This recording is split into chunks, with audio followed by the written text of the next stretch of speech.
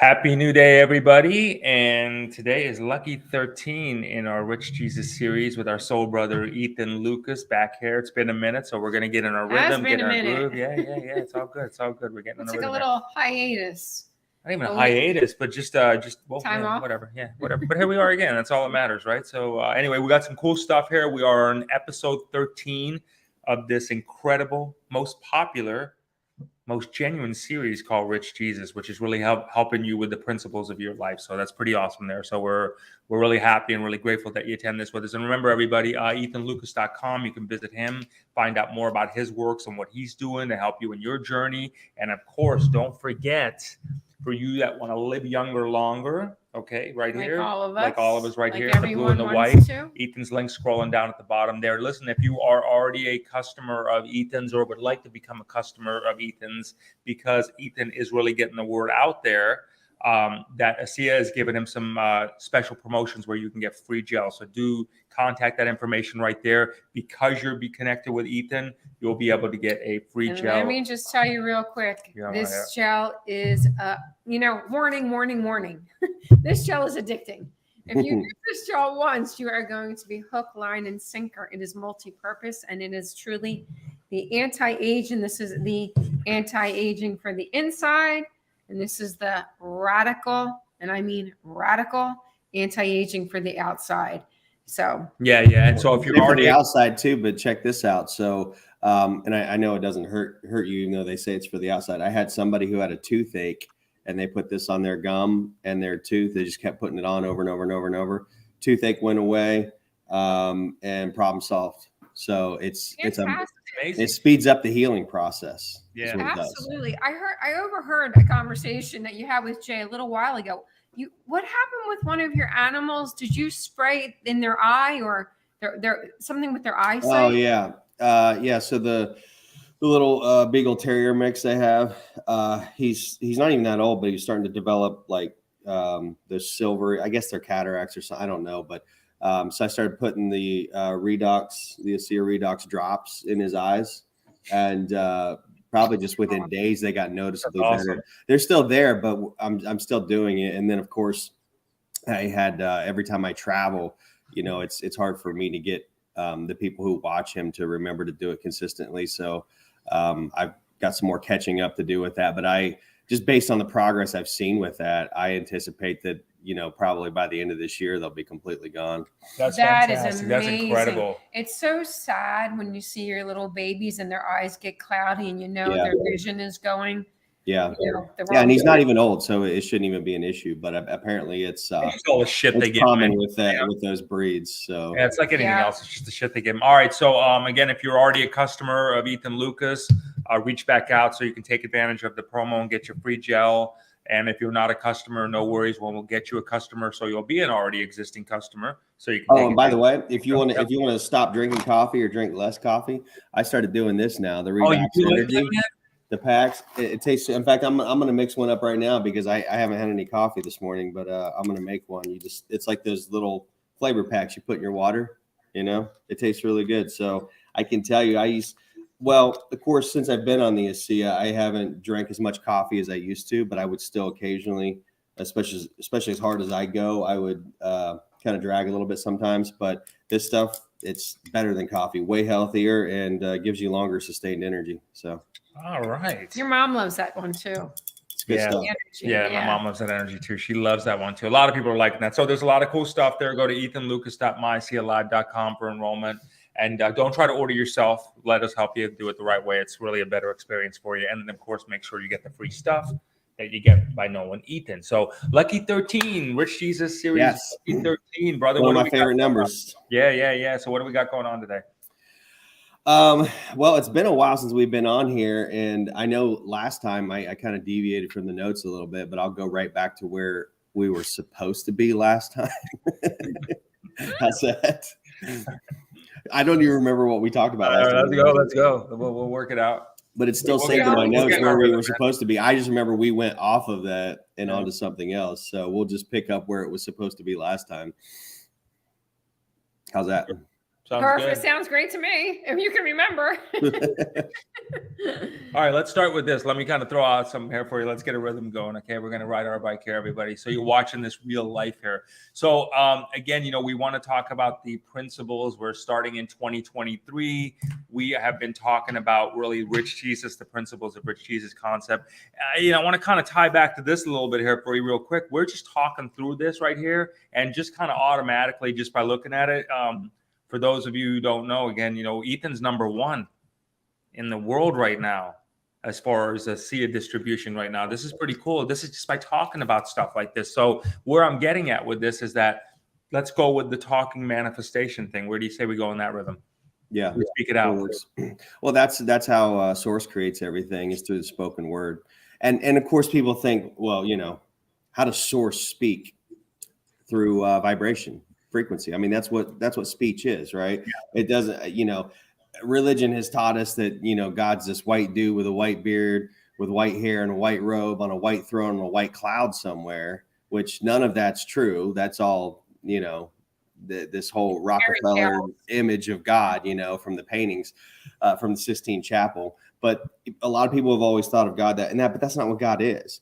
If you go into the really deep mystical stuff, and the really deep spiritual stuff, that it's always, even though these symbols have always been there and they use these symbols historically, the most wise among spiritual leaders have always known that God is light, just like the Bible says God is light. Well, what is light? Light is a vibration, a frequency.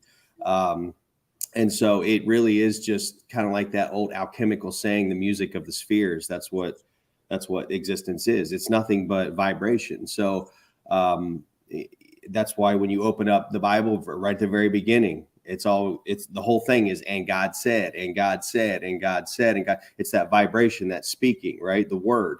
It's always the word. And then the first chapter of John, Gospel of John, says the same thing.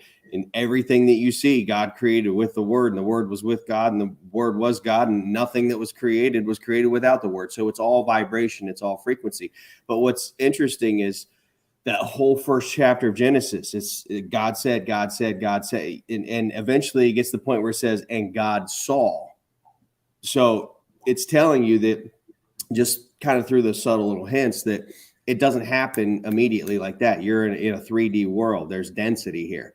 There's time, there's space. That slows things down, which is good because, I've heard a lot of people say sometimes, they're like, I wish I could just say something and manifest it just like that. Actually, if you really stop and thought about it, you'd be glad you can't do that, because you would have the wildest shit just randomly popping up all of the time, because you're not yet as disciplined as Source to be able to specifically create exactly and perfectly what you want at all times. Mm-hmm. So time and space is actually your friend. The delay is actually your friend. Plus, it teaches you patience and delayed gratification, which builds character anyway. So there's that. Exactly. I want to talk about that 3-letter word, God, which has been so destructive on so many levels and has tripped up people's mind on so many levels. My question to you, Ethan, is where did that word originate from? Number one, was it ever called something different, like in the Gnostic or the Lost Gospels, like where people would really be able to articulate and understand it better, like a universal energy or a universal consciousness? Like, how did the term God actually ever come into existence? Well, that's an English version of the concept, and a lot of people have said it came from the word good, and evil or devil came from the word evil. You just add a D and now it's devil. And it's like, those are cutesy little etymological arguments that may or may not be true. There may be something to them, may not. Etymology is a weird thing, though, because even if you go back to the Old Testament, the Hebrew, the word God doesn't exist. That's what I was wondering. Yeah, there was.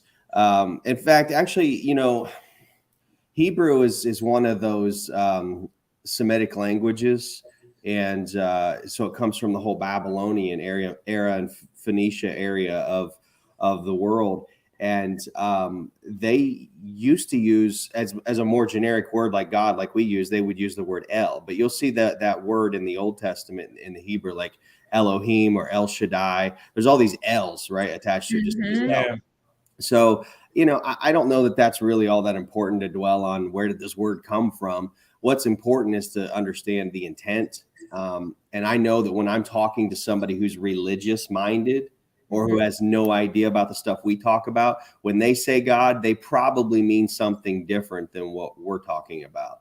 I mean, hell, take the word fag, for example. You go over to the UK and someone says fag, they're not talking about a homosexual. It's not a derogatory word. It literally means a cigarette. Cigarette, yeah. Literally, So it depends on who you're talking to. It's interesting because they say words have power, but is it really energy has power, meaning the energy behind the word has power? So you can say, Fuck. You can say fuck you, but then you can say Right. the sexiest voice. It has a very different meaning. It's all the intent behind it. It's not the specific words themselves. Now, I think there's a lower class of spiritually minded people who are stuck in fear or in just because I don't want to say ego, but because they really like this idea of having things like ultra structured to where it's immutable, like this means this and it will never mean anything other than this, regardless of my intent. And those are typically the people that are stuck in the dark arts, black magic, things like that. And that is a fear-based mentality. One of my favorite chapters in the Bible to utterly and completely destroy organized religion in just a matter of seconds is Romans chapter 14. Paul goes through there and just annihilates this idea that specific things that we think of in that way, like the word fuck, for example, Paul says very specifically, there's nothing in and of itself that's intrinsically evil or good. Exactly. It's that which you make it. And Paul spells that out very clearly. And Paul was one of the most brilliant religious and spiritual scholars. I mean, I make an argument that he was actually a Gnostic Christian. Okay. And he came from a rabbinical background. By the time he was 23 years old, he had the equivalent of what would be like 2 college degrees today. And, he was in the temple all the time. He was a Pharisee. He was very well trained in the history and the etymology. And I mean, those guys were like super, super strict about every single letter of every word. And so he even called it out and said, this is black magic. Essentially, it's bullshit. It keeps you in a state of fear. It keeps you dumbed down. It keeps you restricted. And that's what religion is designed to do. So of course it would. But we've got, especially those who are stuck in the metaphysical arts and alchemy and astrology and all the spiritual stuff, who get stuck in that fear-based mentality that I can't say specific words because they mean specific things. The fuck they do. They mean whatever you want them to mean as soon as you break your spirit and your mind out of that prison, that religious prison. Remember, the word religion literally means return to bondage. Okay. So you have your mind in a prison when you think that specific words mean specific things.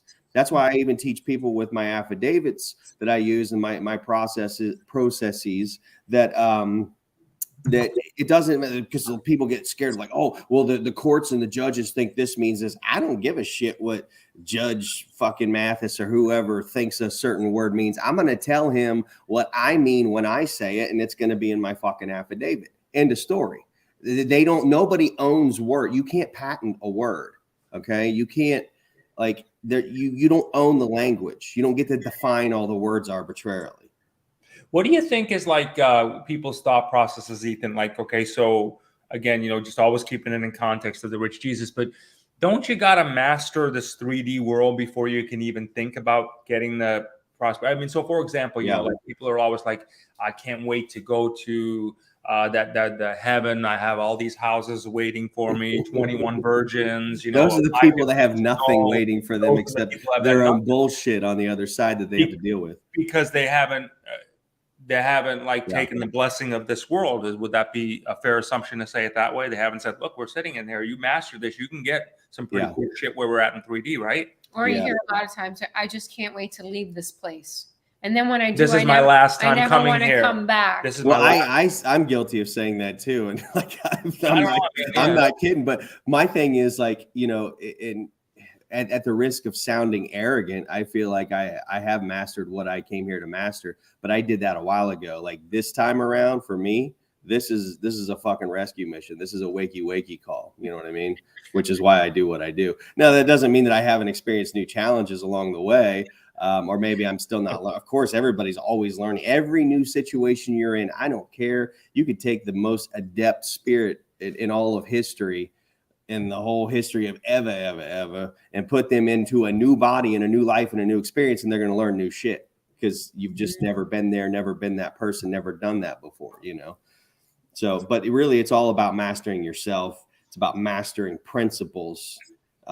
Because everything at the end of the day is just mathematical. So if you master the ontological mathematics of 3D reality, then I think you can get into those conversations about what's the afterlife really well. Because honestly, I don't think there is necessarily an afterlife. There's life after life after life after life after life. There isn't just one afterlife, right? Right. So yeah, a lot of it's just paradigm shift. It's learning lessons and mastering yourself. Just like a kid, you know, that learns how to walk, a little toddler. Like just because you were able to take your first few steps and now you can walk across the living room doesn't mean you can go outside now and run a marathon or something. You know, I think that where more and more people, I see, like, you know, because we're getting a lot of feedback from the show still. And I was like, because it'd been a couple of weeks since we did it. So I got a lot of like, hey, when's it coming back on? So anyway, here we are. But, you know, more and more people as they start to break through this part of the year, you know what I mean? Like the beginning part of the year, right? What do you think? Do you think there's something with energy as a collective on this one, Ethan? Do you think, like, you know, like kind of like how people got all excited about New Year's Eve and then they start to make their thing? Do you think does that go in anyone's favors? And we may have addressed this on one of the other shows, but does that go in anybody's favor? Like if collectively we do shit together, or is it really incumbent upon what you do as an individual? And ultimately that's all that matters. Well, everything does fall back on the individual. And this is one thing that I don't know if you've ever heard of him or not, but Mark Passio, I always had a problem. I love the guy, but I always had a problem with him talking about how we're never going to get to the promised land, so to speak, in any area of society or life until the collective whole comes up together. Everybody has to come up together. And that's total bullshit. I mean, that's like saying if you have, trying to think of a good example. Let's take an air generator and you stick a tube and put it underwater, right? Under a bunch of rocks, and you turn it on, it starts blowing out air. All these bubbles are in there. It's like saying, well, none of the bubbles are going to rise to the top until all of the bubbles rise to the top. You know, it's just fucking stupid. You know, like that's how stupid that is. Like again, it's all mathematical. It's all based on laws. So if you do something that's based on mathematical laws, it will work for you without fail. Remember the scripture again, be not deceived. God will not be mocked.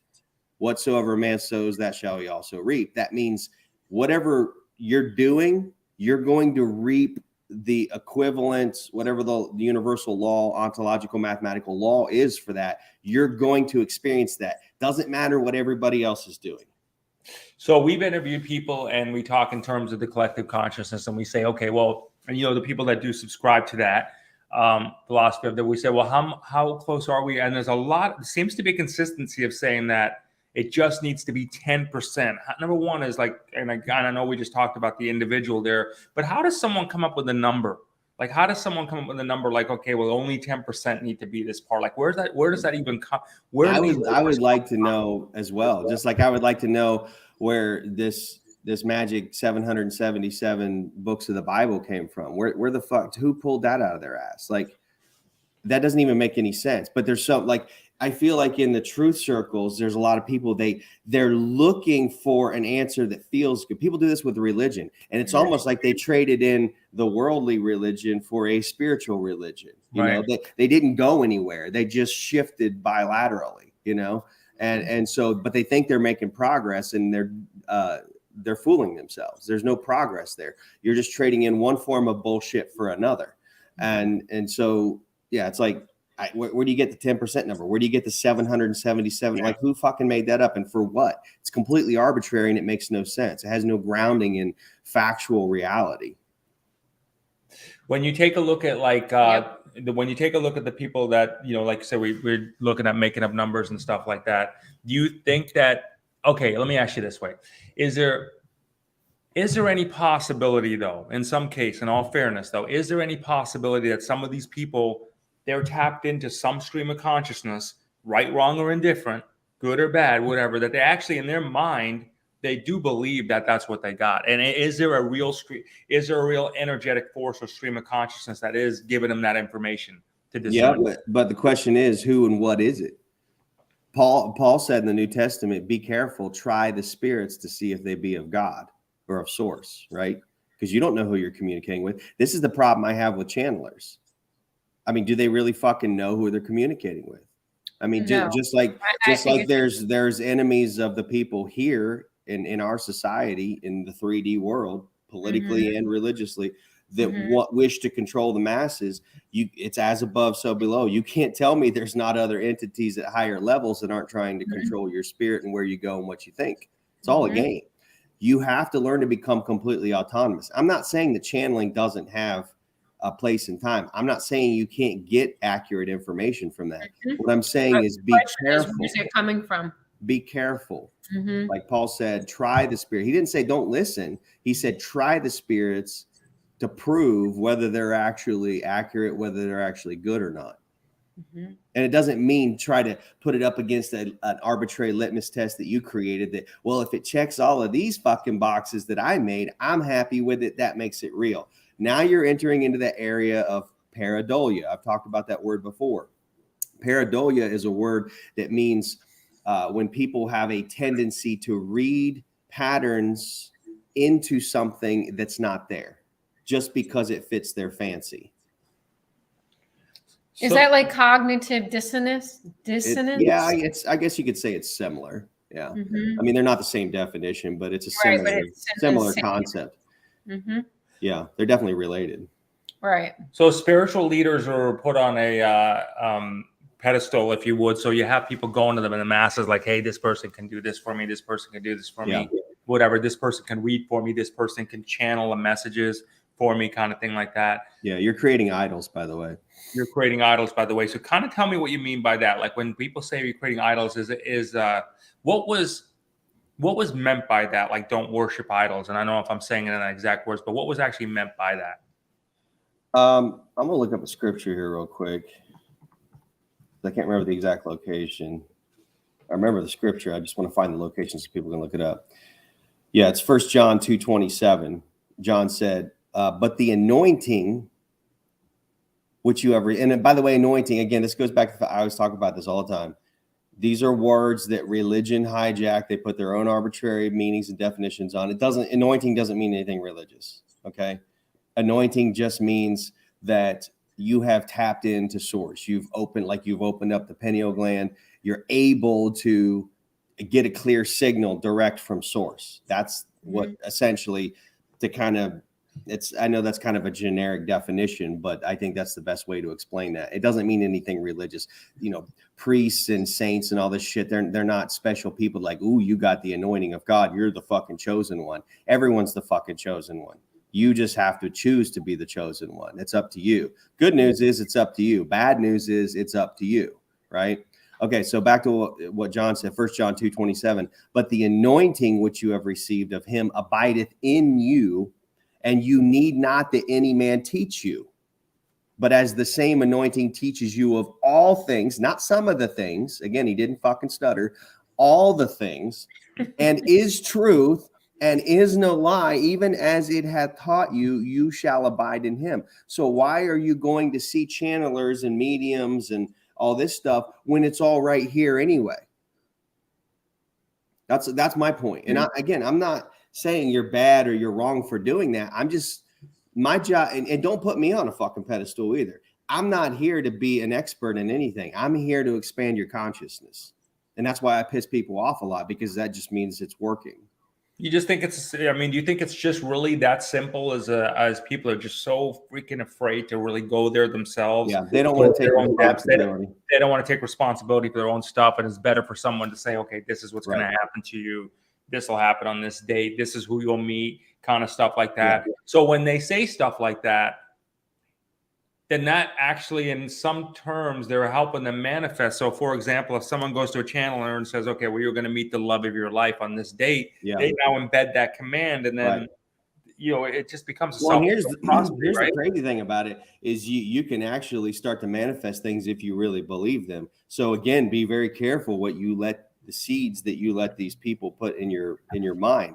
And I also kind of see, I mean, if you think about it, I kind of see this as like, it's almost like a spiritual kink, like a submissive kink. You know what I mean? Like you want to be tied up and like this pleasures you. You want this person to do these things to you to make you feel a certain way. So to me, it's like a spiritual BDSM type thing almost. Oh man, does the holy water boil when you walk into church? What's that? I said, does the holy when he does walk into church, does the holy water boil? Yeah, probably. I hope so. I love it. I love it. That's awesome. Yeah, it's crazy, man. I think that, and that's the whole thing. So, you know, as we go through this, I know we're kind of just going here with this, with where we go with this today, but there's just way too much reliance at the end of the day on so many other people, because there's really, you know, because I know I see it, and I know people that are just like, oh, well, you know, I'm the one who got picked. You know what I mean? I'm here because of. Yeah. They said, well, honestly, a lot of it, and not only is a lot of it, I think, like a spiritual kink type thing, a submissive kink, it's also an ego thing, you know, because it's like, oh, wow, that's what the card said about me, or, oh my God, that's what the spirit or what God said about me. Wow, I'm fucking special. You know, I'm being singled out and I'm being given this information I can't get from anywhere else. Actually, you can get it right here. That's where you're supposed to get it, you know. And again, I don't have a problem with somebody using things as tools to get information from their higher self. I mean, I've had that conversation with people many times. It's like, just be careful of, especially with your tarot readers, you know, if you're doing that, make sure it's not coming from somewhere else other than your higher self. And make sure when you are doing things like that, that you are of a clear mind. Don't ever attempt to do that stuff if you've been drinking or under any influence of anything, because you are way opening yourself to the lower energies to come right on in. Yeah. Well, they call liquor spirits for a reason, because it lowers your guard. It opens up the gates that normally keep things out without you having to attend to them. So, you know, and there are people who are actually more adept and better at tapping into higher spiritual consciousness when they are inebriated on various things, not just alcohol. But I think those people are few and far between. I think the norm for most people is you drink spirits, you're going to be affected by spirits. Exactly. You know, what do you think, man? Like, so as we go through the times there, you know, people are, you know, we still see people really still struggling, right? So do you still think you're out here becoming a messenger? You're the anti-pastor. Someone's called you just now. You know, I get that all the time. We're out there helping bring light to this. It's actually true, though. I mean, you go through the Bible. Sorry to interrupt. Hold that thought. But you go through the Bible. It's like every time the Bible talks about pastors, it doesn't really have a lot good to say about them. It talks about fallen pastors. Book of Jeremiah says many pastors, not some, many, like a fuck ton. Many pastors have destroyed my vineyard. Yeah. So and continue what you're saying. Sorry. No, well, thank you very much. I appreciate it. Is that if you think about the checklist of it all, though, number one, if you're going to like someone like that, I mean, if they're that evolved, should they even have to tell you that they're that evolved? Number one, I mean, is that they shouldn't. Should they even have to say, I'm evolved, I am chosen, I have a gift? Should they even have? Here's the thing. I know the gifts I have and the abilities I have. You see it, red flag. That is red flag number one. It is. I know the gifts I have. I know the abilities I have. I don't need to tell people that. If it resonates with somebody, if I can help them, great. If not, no big deal. In fact, most of the time I tell people, don't fucking listen to me. I can help you listen to yourself, because ultimately that's what I'm going to do. I'm going to help you tap into your higher self, because you shouldn't be listening to me anyway. Mm-hmm. Can anyone?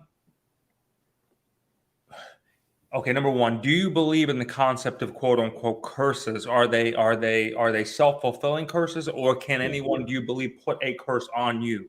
Yeah. It's always self-fulfilling. It's always Or it's let's say a witch or a warlock or a sorcerer, whatever.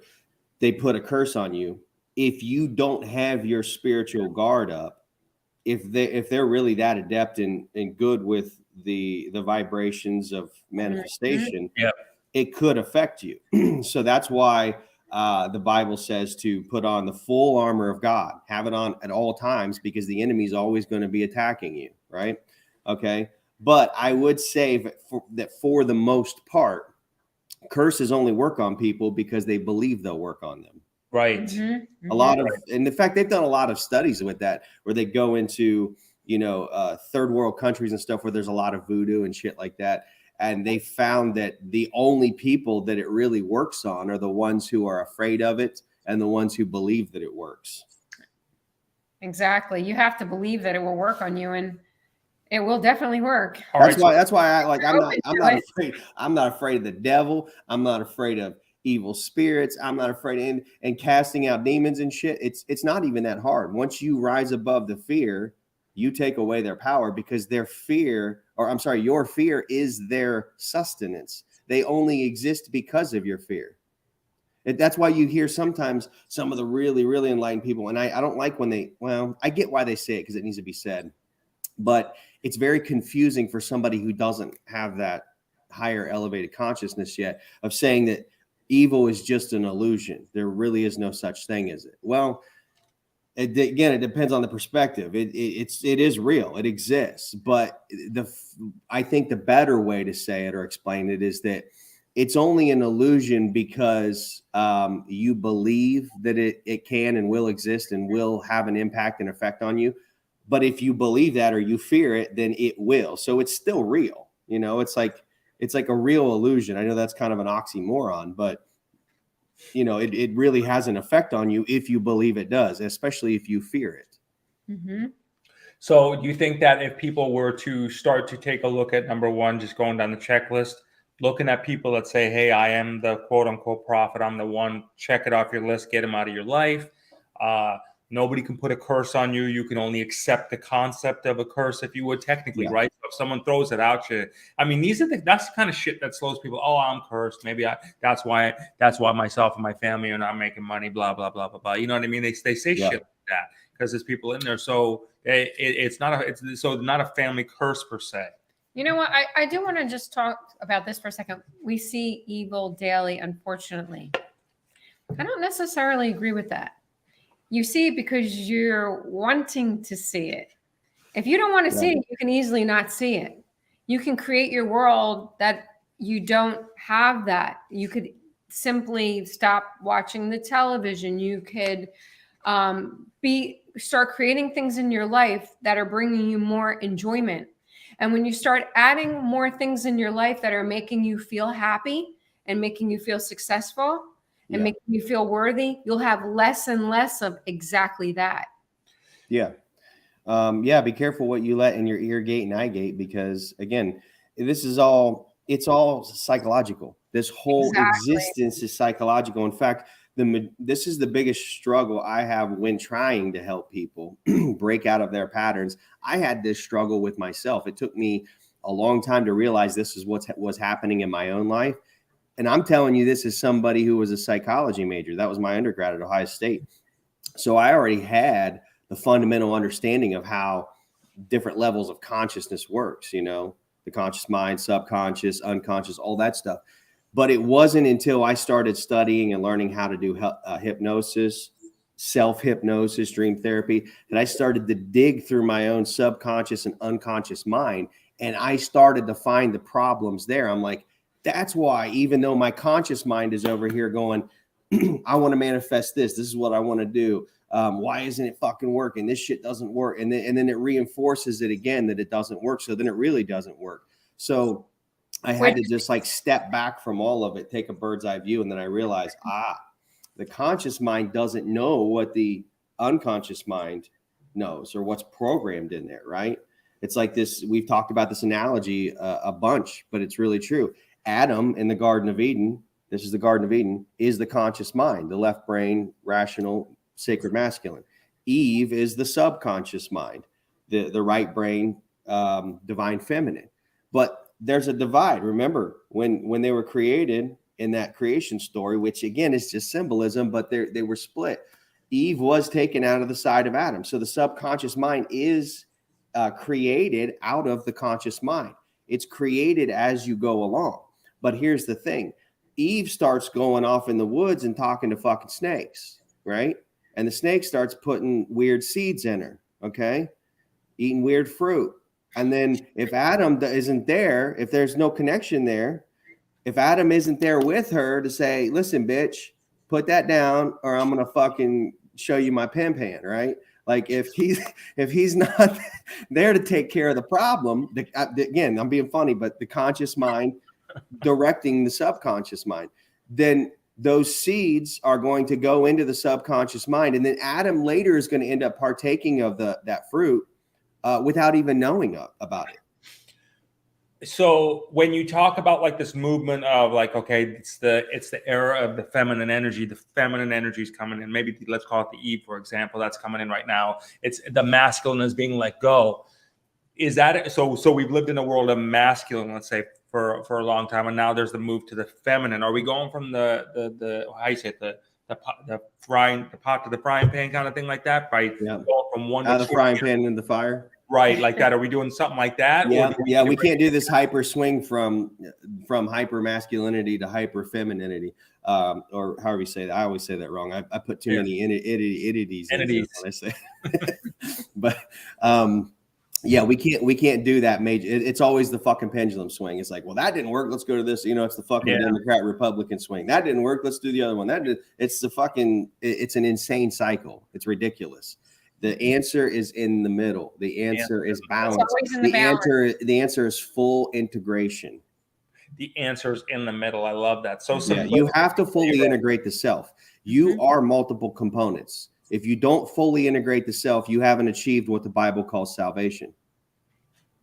So when you get people pushing there, so again, for people watching, when you get people making that push of like, all like that pendulum swing for one direction again, there you go. You're just the story is going to end the same. Yeah. And if you don't get rid of the familial programming, the stuff you learn from your family, which is in your subconscious and unconscious mind, and you're not aware of it, if you don't go digging through there and get it out, it's going to keep manifesting in your life. And you're going to sit there and go, why can't I manifest what I want? Why am I manifesting shit I don't want?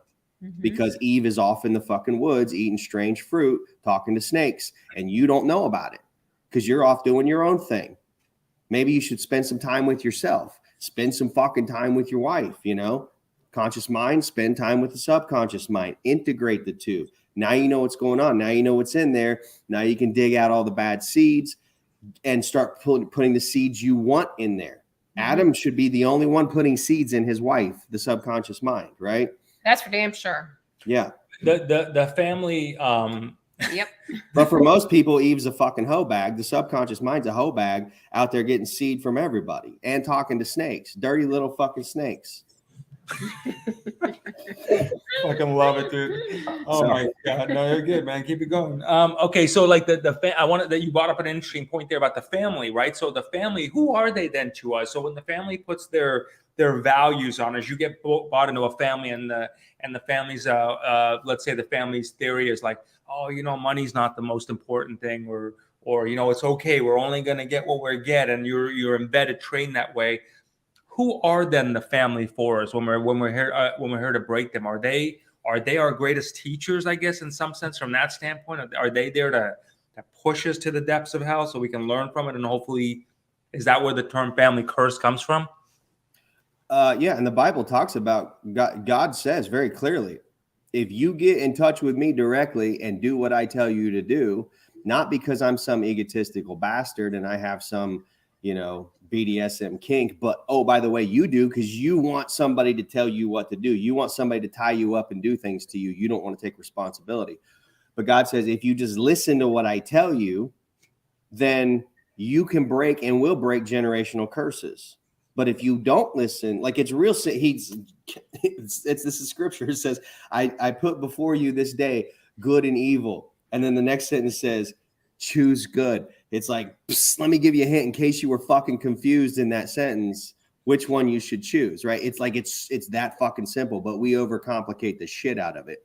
And I don't know why people are so unwilling to let God or source lead and guide them on their path of destiny. And when I say path of destiny, meaning your truest, highest potential, you know. And again, I understand why people get afraid of it and they shy away from it, because religion has fucked the whole concept of God and who and what God is. And so, you know, people that are well-meaning and are a little more elevated, enlightened spiritually, and they're kind of smart, they're like, yeah, that's bullshit. I'm not fucking doing that. So I'm not listening to God. And then they run off and like, I'm just going to listen to just myself and I'm going to trust it. Well, it's like, yes, but understand you don't fucking know everything. So that whole thing, there is a higher power. There is, like, think about it. If you're sitting down for a test and it's a really big, long, hard test, and the teacher says, you can either just come in and give the information you already have in your head, or I can let you do open book test. Which one do you want to do? Why the fuck wouldn't you take the open book test, right? Yes. Yeah. And so that's all the Bible means when it says, you know, listening to God, I have plans of good and not evil for you. So it's not like I'm guiding and directing your life. Religion has gotten it this way. Oh, you don't listen to God, you don't do this. And then religion's like, you can't, no smoking, drinking, cussing, having sex. You have to wear skirts below the knee, no jewelry, no TV, no secular music, all this crazy fucking shit. You know, you have to come to church 3 times a week, twice on Sunday. And it, you know, fucking, if you don't go home and sing Amazing Grace to your cat, you're going to hell by noon. Like, fuck this. Like, it's just so stupid, you know, like, and so people get so put off by listening to God when all it is an open book test. You know, it's really that simple, because they've painted God in a really bad light. So that we've got it. That's step number 1. That's where I start with people, and breaking the religious, that whole religious detox process I go through with people, which you mostly get just by listening to these shows and my shows on EthanLucas.com. You mostly get all that anyway, but there's still sometimes, I mean, some people do need help, like digging deeper. Do you need like hypnotic help? And it's really good, because you can go through the subconscious mind, especially somebody who knows how to do it, to hypnotize you, go through your subconscious mind, pull all the bad shit out, put the programming in there that you want. It's like taking your laptop to somebody that's got all the pedo shit on it, like Hunter did, right? And instead of leaving it at the fucking store and not going to get it, it's like, hey, let's take this stuff off and put the good shit on there, right? Instead of the bad shit. So that's an important step to do. If you're struggling in your life with manifesting things, if you keep repeating these familial patterns, it's because your family programmed it there. Even the thing with, like, okay, so this whole thing about being rich isn't just financial. And I'm going to do a show with Louis Herms, by the way, on Screw Big Gov on Rumble later today, 6 p.m. Eastern. And I'm going to talk about the 4 biblical cornerstones of the good life, which is health, wealth, love, and happiness. To be rich is to be rich in all of those areas. Yeah. Okay. And health, which we talk about with this stuff, is a big one. But I'll tell you what, shit you not, you can take all of these great supplements, which they'll still do good stuff for you. But if you have some kind of block in here that was planted and you don't get it out, you're not going to experience the fullness of what you could be experiencing. So it's important to dig through that. It's like these, you guys know who Bruce Lipton, Dr. Bruce Lipton is, right? Because so he wrote The Biology of Belief. He talks about this with epigenetics, how there's really no such thing as, like, heart disease runs in the family, cancer runs in the family. It's like, no, bitch, nobody runs in the family. That's the fucking problem. Like, that runs. It's a thought the that drama runs that runs. So I want to get what you just said there. So there's no like family history bullshit, right? Yeah. It's a lot. Almost every single problem you have in your life is from your familial programming at a subconscious and unconscious level. That's something. Everybody that's fucking obese in the family, it's not because it runs in the family. Again, It's because nobody runs in the family. It's like all these habits that build up. You eat the fucking shit food. You don't exercise. You don't go to the gym. You sit around and watch fucking Maury Povich and you know, fucking whatever dramatic bullshit you watch on TV to feed your lower ego, the carnal mind, instead of taking care of the temple. This is your temple. It's so funny, isn't it amazing too how there's nobody. It's a genetic miracle. There's no fucking obesity running in anybody's family in Ethiopia. It's fucking amazing. You know, it's like, hello, stop lying to yourself. You know, quit getting butthurt when someone gives you the answer, and just, but or not. Do you? You know, just you're gonna get what you.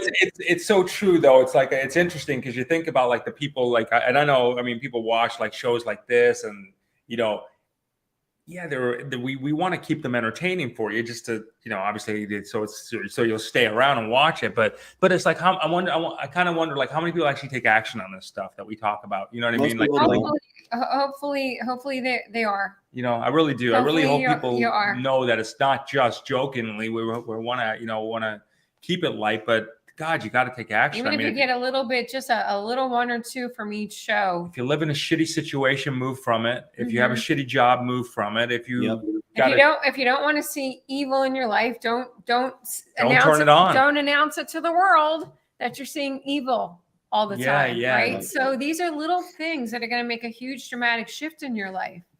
And it's a lot easier, believe it or not. It's a lot easier to create the life that you want than to create the life that you don't want. So how do you stop creating the life that you don't want? Stop fucking talking about it. Well, stop talking about, wait a second, Jay. Stop talking about how unhappy you are. Stop talking. You're just going to manifest more of it. Exactly. Stop talking about how broke you are. Stop telling the world about your illnesses. Yeah. Listen, it's like that's like Trailer Park 101. Their favorite thing to fucking do is sit around and talk about how their back still hurts, they still can't sleep, they're on these pills and that pills, and my doctor said I'm probably going to have to do this. And it's like, okay, well, you're going to manifest it. Look, just go to Proverbs 23 verse 7. That's one of my favorite scriptures. It said, whatsoever a man thinketh in his heart, so is he. What's your heart? That's the lower levels of consciousness, subconscious, unconscious, whatever is planted in the subconscious and unconscious mind. That is what you are going to become. And again, Adam is, and this is what by the way, there's nothing sexist in the Bible. The Bible is a metaphysical, very deeply spiritually symbolic book that's telling you, when it says Corinthians chapter 11. Says God is the head of Christ, which that means source is the head of Christ consciousness, your higher self. Christ is the head of man, the conscious mind, Adam, and the man is the head of the woman, Eve, the subconscious mind. And it talks about that proper hierarchy inwardly, and it's hidden in symbolism. Why? Because if Paul would have just came out and said, source is the head of Christ consciousness is the head of your conscious mind, and your conscious mind is the head of your subconscious mind, the fucking church would have burnt those books a long time ago, and you wouldn't be reading them today. Okay. It's just like a lot of us do when we're on these, platforms, and we self-censor. The Bible was written largely not in symbolism for, to trigger things subconsciously, because it does that too, but also to hide it from the powers that be, to keep it from being destroyed. Because when the church reads that, they're like, fuck yeah, the man's the head of the woman, bitch, get in the kitchen and make me a sandwich. It's like they know it was very cleverly written, because it's like, we can get the people who would destroy this to want to preserve it based on how we word it, right? Talking about preserving, I do want to say one other thing too, Ethan. Preserve your privacy. Yeah. This is something that is really, really rampant, especially on social media, where so many people refer to, I'm just going to say one thing first of all. A lot of people refer to social media as my family. And I think that's a very endearing term, but it's also very misleading. People that you refer to are of your family. They're the people that you have in your telephone. These are the people that are going to be by your side at your wedding or when you're in a hospital. Okay, so don't mistake people that you connect with on social media as truly your family, because they because you think that you know them, they think that they know you. So what a lot of people do is they put their personal shit on social media all day long, thinking like, I'll give you an example. If someone's not feeling well, they let all of social media know, thinking that they're going to get feedback like, oh, I'm sending you love, I'm sending you prayers, I'm sending you this, I'm sending you that. It does not work that way. I promise you. It's a virtue signaling, and it just feeds you. There's so much more people out there, trust me when I tell you this, that wish not the best for you. Yep. So when you're putting that energy out there, you think you're getting positive energy back, but you don't know what the majority of the people are thinking. Like, geez, you know what? I want you to fail. I don't want you to get healthy. I don't want you to be successful, because they have issues in their own life with being healthy and being successful.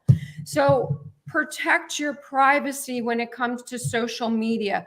For the love of everything, please don't feel like you have to lay your entire life out on social media for the world to see. That can be so damaging and come back to you. And you're thinking to yourself, why am I not being able to manifest the life that I want? Well, you're putting all this, you're putting your life, you're putting your personal information out on social media when you have people that are literally throwing daggers at what you are trying to achieve. So please be so cautious and use discernment and utilize common sense when it comes to putting your personal life, especially your marriage information and your relationships out on social media, and particularly as well your children, information about your children. 100%. I teach people this stuff in my life structuring programs. That's a big part of it, is learning, because again, everything goes back to law. The Bible is nothing but a law book. It's a spiritual law book, but everything in the spirit is the root. Everything in the physical is the fruit, right? So we fix the root first. You fix the seeds and the root, because the root comes from the seeds. Okay. But you understand, if you want to get your house in order and manifest exactly what you want, you got to start at the root. And that's in the private. Okay. And you have to keep everything in the private that you possibly can. We don't let anything go into the public that we don't have to. So when I'm helping people structure their lives, everything first goes into the private section. And then we start going through it and going, okay, we can't keep this here. Yes. We can't keep that. And we start slowly shifting things over into the public. This is not only going to help you in your personal life. This is not only going to help your psychological well-being, your emotional well-being. It's also going to help your financial and legal life. Okay. People actually run into a lot of legal and financial problems just by putting what should have been in the private the whole time in the public. Yeah, most bad fucking idea. It's a bad fucking idea. You know, I had a what I consider a very good friend, and I was talking to him, and just fucking started vomiting all of life's problems on me. And I want you to just get this. And this is my response to him was this. I said, I'm going to ask you to stop. I'm sorry it's got a shitty experience for you, but I can't have you do that to me. Yeah. All right. Find another outlet. I'm not that. And I think you just need to be able to tell people that and not be patient and feel obligated when they start to vomit life shit on you into your energy sphere. You know what I mean? Yeah. Stop them and ask them to just redirect that somewhere else with love, of course. But let them know too, this is a two-way street. You can't be the one that always just, because there's a lot of people I know that they'll pick up the phone, they'll call, and they'll dump shit on you because they think you're the person that they could do it to, and you let them do it because you're of good heart. But that good heart, what's that? How's that working out? You know, it doesn't. And again, if you study law enough, you will begin to realize that. Well, this is a perfect example, because a lot of people keep asking, well, how come this person or these prominent political figures or public figures, how come this person hasn't been arrested yet? They clearly did this or they did that or whatever. We know they're bad. They're doing this because they learned very early on the difference in law between public and private. Okay. And you need to start exercising the same discernment and discipline. Quit serving your ego and going, oh yeah, but I'm so happy with this part of my private life and I want everybody to fucking see it and know about it. Bad fucking idea.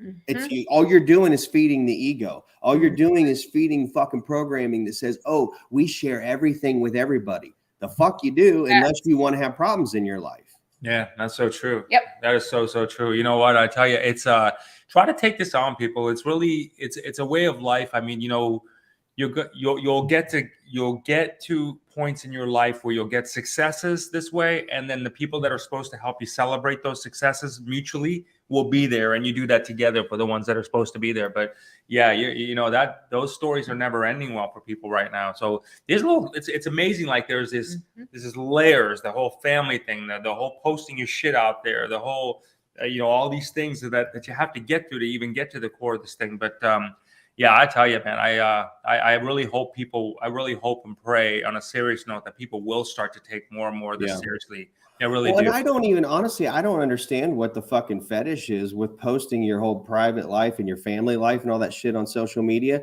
I mean, no offense to anybody who still does this, but you might want to take a real hard consideration if you're one of those people that posts, "Oh, I'm going to the store at this time." Okay, so that means I can go fucking rob your house, or you know, "Oh, look at my kids playing the basketball game and it's on fucking social media." Now I know you have kids, and I'm a fucking sex predator in your neighborhood, and I start scoping it out, or you know, anything. Like, "Oh, look at our fucking fantastic, amazing wedding, and our marriage is so happy. Look how cute and fucking awesome we are." And then you don't realize it, but there's people out there who are jealous, and they start manifesting things to tear that apart. You don't have your guard up spiritually. It starts breaking down your relationship. Plus, you've just shared your whole personal life with everybody that they don't need. The only thing you're doing is feeding your ego. You're not fucking helping your relationship. Your relationship is private. It's between you and the other person. It's not between you and the whole fucking world. Or guess what? The whole world, if you do that, you're going to get exactly, again, a man will reap what he sows. God will not be mocked. These are universal laws. You put your personal business in the public is going to get in your personal business. Yes. You know, There's literally zero fucking reason to have anything in your personal life online. Zero. You know, I totally agree with you. You know what? I tell you, it's like, it's interesting. People talk in context of the cabal. It's an ego thing. Or these powerful people, the top people. Think about in perspective what they're doing. So, you know, people protest against that whole ideology, or those people, let's call it. They don't protest against you. They've been given the same rules and tools, like you said, like legally, if you would. They've been given the same rules and tools. Look at how, quote unquote, if you want to call them the enemy, look at how the enemy acts, and look how successful they are. Why don't you try? Why don't you try on some of their tricks? Well, that's all I do when I help people with life structuring. I was very fortunate to early on in life, in my very, very first successful business, I took on some clients that were very wealthy Ivy League people. And they know all the stuff the elites do because they're part of that crowd. But they're good people. And so there are some of those in that mix too. And I became very good friends with them. They mentored me, took me under their wing, and I learned how they structure and operate their own lives. And I can tell you, they have zero of their fucking personal life in the public. Zero. Yeah. Okay. And everything they do that's really important and really valuable is in the private. Nobody needs to know how fucking old your kids. "Oh, it's my daughter's birthday today." Well, congratulations. You just fucking allowed the public to come into your personal family life. And whether you think that's harmless or not, it's not harmless. I don't care what you think. I'm telling you, these are the facts. And if you ask any of the most successful people in the world, they will tell you, go look at any does Donald Trump have his fucking personal family life online? No. Everything that he does online, it's all stuff that has nothing to do with his personal life, everything to do with the public. Right? That's it. Exactly. And so that's actually, like you were saying, that's how a lot of these bad people get away with bad things, because they've structured things to keep it out of the public. So it's not even under public jurisdiction anymore. I'm not talking about just spiritual jurisdiction, which is bad enough. I'm talking also political or legal jurisdiction. They do things, even if they're doing them bad, if they structure it a certain way and do it a certain way. I hate to tell you, but courts still have their limitations, and public jurisdiction is completely separate from private jurisdiction. And so so if you want to know I'm not saying if you want to know how to get away with bad shit, don't do that. What I'm saying is, if you want to know how to protect yourself and your family and what's important to you, because there's bad people out there that will try to do bad things to you and your family. You don't even have to know who the fuck they are. You don't even have to understand their motives, but they will do it. And also, there are going to be times in everyone's life where you run into something where you're not even fucking thinking about it.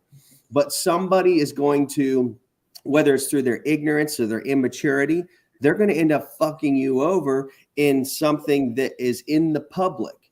Whereas if you would have kept everything in the private, now they can't come after you. They can't file lawsuits and come after your shit, take it, even though they were in the wrong, because this happens all the time.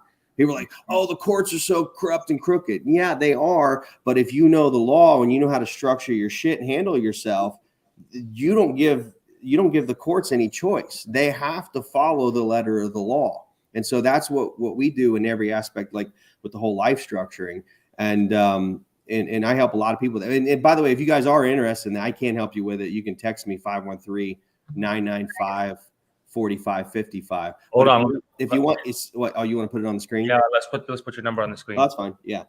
Or someone can type it in the comment. Well, because somebody won't see the comments if it's not live, maybe. Hold on, let me put it on the screen. But yeah, it's all the financial stuff, legal stuff, tax stuff. I don't think we have a protecting assets, all of that. It all comes down to knowing how to structure everything. Mm-hmm. And the thing is like, well, how the elites do this and they stay untouchable. Well, do you want to know how to stay untouchable? It doesn't mean you have to do bad shit like they do, but you can become untouchable just like they are. Right? Rattle off that number for me again, brother. Oh, 513. Oh, hold on. Where you lost it again. Hold on, hang on. Oh, it's interesting. While April's putting that up there for you, I just want to kind of like there's a saying that said, 513 995. Hold on. See, Ethan's getting bold like me, man. I know. This is like, yeah. hey, go ahead, Ethan. 995 4555. 4555. Yeah, and just text that number. Now, look, I get a lot of text messages, get a lot of call. That's why I ask for people to text. Don't just call because, I get inundated with stuff, and I'm not going to answer a call. I don't know who it is. So text me first. Tell me why you're texting, and then I'll get back to you. Wait a minute. Jay just messed that up. Hold on. I'm going to do that again. Hold on, Ethan. All right. What was that again, Ethan? 513 995 4555. 4555. I think we've said it enough now where you don't even have to put it on the screen. There you go. Yeah, so that's Ethan's number, guys, if you want to have some of his help there as far as, it's an old saying that people say before we love and leave everybody, but keep your friends close and your enemies closer. Learn what the hell they do. Like really learn what the hell they do. Oh, yeah. I do. Yeah, I do the same thing. Trust me, really the best thing to do in life is, honestly, without doing the bad shit, live life the same way the elites live. That's why they're elite. That's why they're untouchable. That's why they're so wealthy. That's why they have so much freedom. It's because they learned how to structure their life in a way that's not being a debt slave. They teach everybody else to be debt slaves. And while they're doing things completely different, they don't do things the same way everyone else does them. And that's where you want to be. And also it's the same thing with all the stuff we talk about with the spirituality and your psychology. Don't do things the same way everybody else is doing them. Going to church every Sunday, it's not going to help you. I'm sorry. It's going to offend a lot of people, but church is a fucking abomination to God because it keeps you dumbed down and stuck in a spot, even if it elevates you a little bit. I'm not saying it can't help people with some things. I've seen church take somebody who was literally homeless, alcoholic, drug problems. They start going to church and then they get their life together. They stop doing drugs, stop drinking. They get a job, clean themselves up. And so it does help. Like it'll take you so far, but there's a point you have to realize where that's like just the 101 shit. You've got to break out of that and go higher if you want to have success in life. Because if you try to stay in first grade your whole life, imagine that. It's the same thing. If you stay in church your whole life, it's the equivalent of staying in first grade your whole life and never moving up. Yeah, yeah. Well said. Well said. All right, everybody. We are going to get down here to Boogie. This is episode 13. We hope you enjoyed this whole getting back in the groove thing today. We hope it gave you some value. Ethan put his number out there for you all that need some help there. You can also check him out at ethanlucas.com. And don't forget, Live younger, longer. It's a good thing today, right? It's a good thing to do these days, right? It's popular. Yeah, and you guys can ask me health questions too, or even questions about this stuff. But as far as ordering, text that Jay's number, the 321 number, because he's a lot faster and more efficient at this than I am with setting people up on that. Yeah, no worries. We'll do. And then remember, guys, we can help you get that free stuff for you that you get to. So yeah, and he'll help you get the free stuff. For sure. All right, my brother, much love. We love you. Thanks for everything. Yep. Thanks for your service that you do. Thank you, everybody, for hanging out with us as you always do. We will see you next week for episode 14. All right, cool. Awesome. Thank you, everyone. And together with Ethan's help, we are turning the universal key to global harmony and creating a unified world. Thank you so much for tuning in. And remember, tune in often, tell all your friends, and most importantly, may all your dreams come true. Many blessings.